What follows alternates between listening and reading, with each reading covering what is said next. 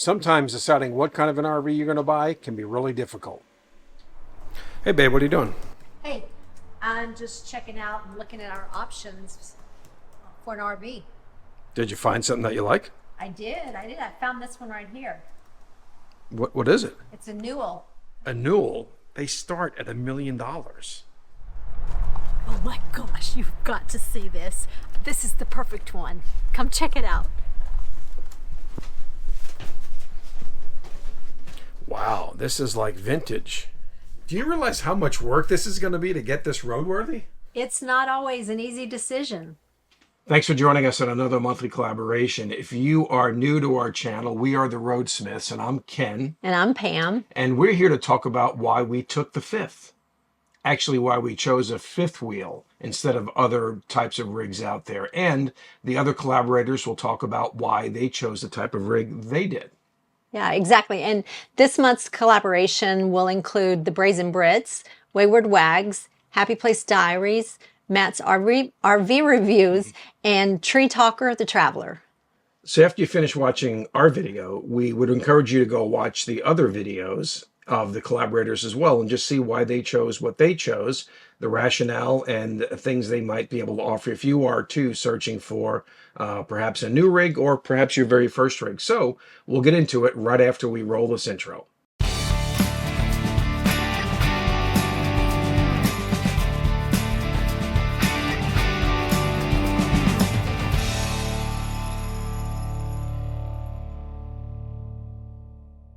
So when we decided to embark on this lifestyle, we got ourselves into some analysis paralysis for 2 years, and mostly me. We looked at all different kinds of things. So we looked at small travel trailers, larger travel trailers.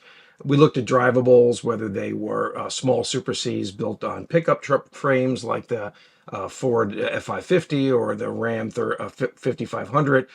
We liked Super Cs that were built on the Freightliner chassis, and we looked at Class A's, both diesel and gas, and we just decided that we needed to take a few things into consideration to make sure we made the right decision.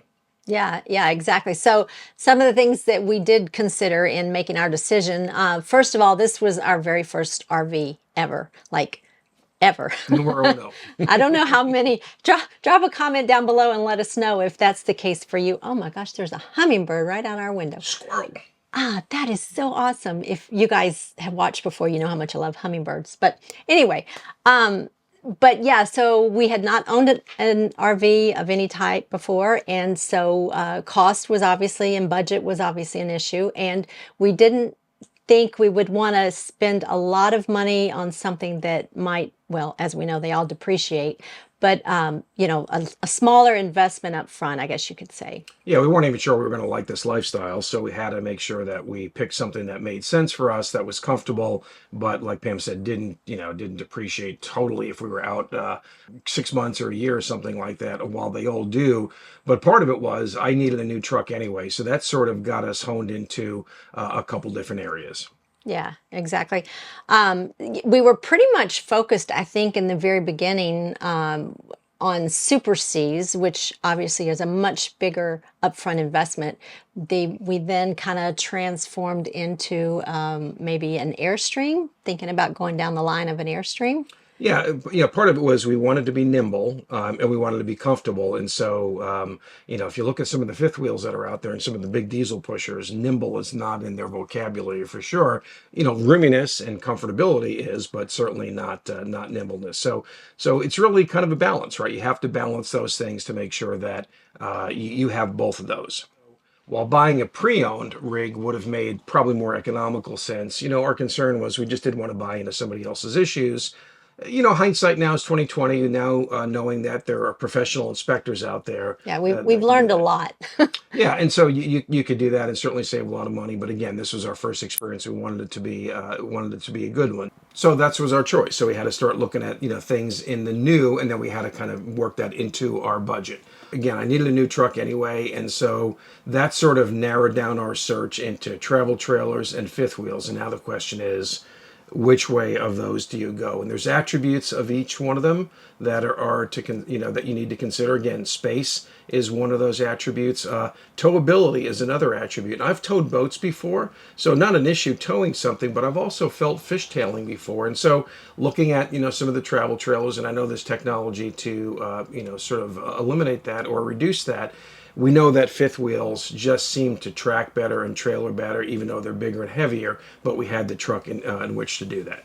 We were watching a KYD, as maybe most of you do. And that particular episode, they had been out and they came back into their RV, and it was a disaster. And I love the fact that they showed that on the video. I really, that's fantastic.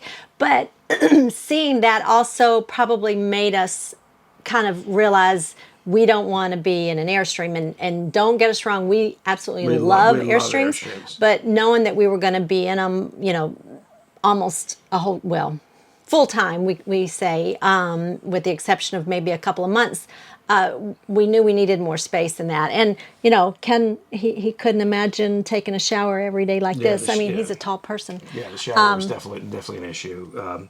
But I think what's interesting is if you look at the color of the truck, and if you've watched our videos before, you see that we have it's actually called Iconic Silver, F350, and so that was sort of the direction we were going until that infamous KYD episode. So thank you, Trish and Mark, for being so transparent with everybody. If you're watching, we hope you are. But anyway, so we realized that a fifth wheel was probably where we were going to go down to. So now the question was it a smaller fifth wheel? Was it a larger fifth wheel? What are the considerations? So we want to walk through just, I guess, I don't want to say requirements. That sounds kind of snobby, but we did have some requirements. But as we went to RV shows, we learned more and more about what to look for. And so let's list out what those requirements are that we had that actually netted us out until landing into this particular RV.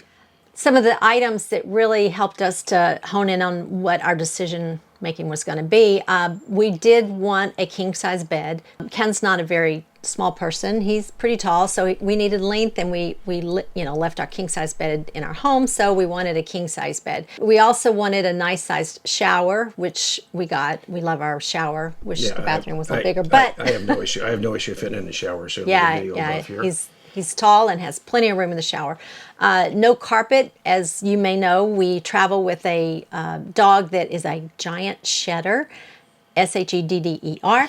And so we wanted to not have any carpet at all inside the RV. Another thing that was really important to us was that we had flush floor slides, and obviously we ended up with that. And also it was important that we could access both the bedroom and the bathroom without opening the slides, and again, this checked the box for us there. Yeah, and some people have different perspectives of that. I think for me, the bedroom is kind of marginal in terms of being able to access that, but the bathroom is key, because there's times we've pulled over where it's like, okay, this is the time I need to pull over, and having to put a slide out just to get to the bathroom would be it's the difference between a good day and a bad day.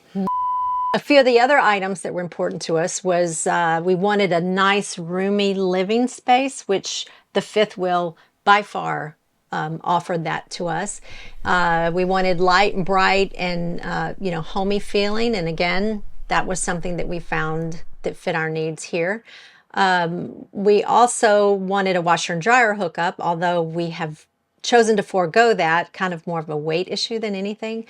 And this has the washer dryer hookup, and also we wanted to make sure that the size of the rig was manageable.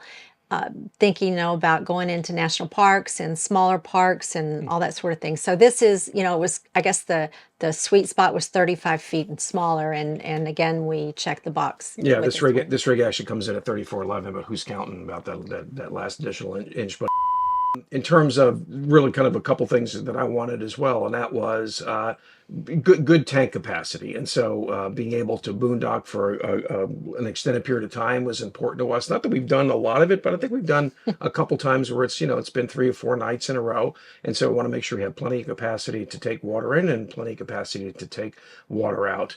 And since we were going to be really most timing, really about 8 months a year, and we needed to have good payload capacity in the RV to take a lot of stuff, and we've actually scaled back a lot of stuff, and we needed to have storage capacity. So I'm going to do a little bit of demo up here and show you the storage capacity we have in this 35-foot fifth wheel.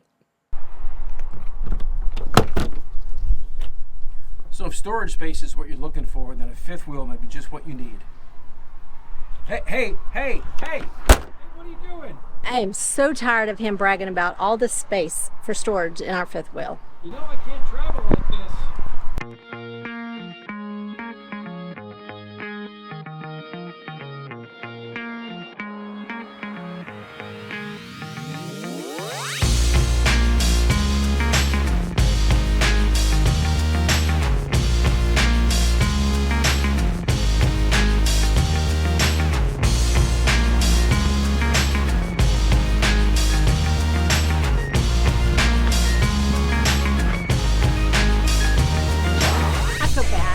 Go apologize to Ken. Hey, you can come back inside. I'm sorry. It's okay. I'm actually pretty comfortable down here. You know why? Because there's tons of storage in this fifth wheel. So with all that being said, we selected the Alliance 310 RL. Looking at all the requirements that we had, it really checked all those boxes. And so we've really been very, very satisfied with it. And quite frankly, for us, it's really kind of the perfect size, right? I mean, you could be smaller to do maybe more national forest and BLM boondocking, and you could be larger to be more comfortable, but it really is a great fit for us. And as we've talked about before in this channel, buying an RV is a series of compromises, and it's really just a question of eliminating the compromises that are most worrisome. So that's why we chose that. But if you do have questions about that in the meantime, ask us. And if you have comments about what rig you chose, why you chose it, what rig you're looking at, why you're looking at it, maybe you're confused about some of those things or what's important and you'd like some additional insight, we're happy to do that. Just leave a comment below and we'll get back to you. Yeah, we'd love for you to leave comments. But now that you've stayed with us until the end, we hope, make sure please to go and watch the other collaborators' videos and see why they chose the rigs that they did and the reasoning behind it. So thanks for watching and make sure to do all the things. Subscribe if you haven't done so. If you have, we appreciate your support. Like the video, it really helps us a lot. It helps us to continue to grow our channel and offer more videos for you guys. And ring the bell. It'll remind you of upcoming videos as they come out. Yeah, and if this was your first time here, thanks again. And we would encourage you to go back and look at some of our travel log videos, because at the end of the day, we bought an RV to travel in, and that's what we focus on. And so we've been to some great places in that 25,000 miles. So we'd love for you to go back and, as we say, hit the road with us. Thanks again.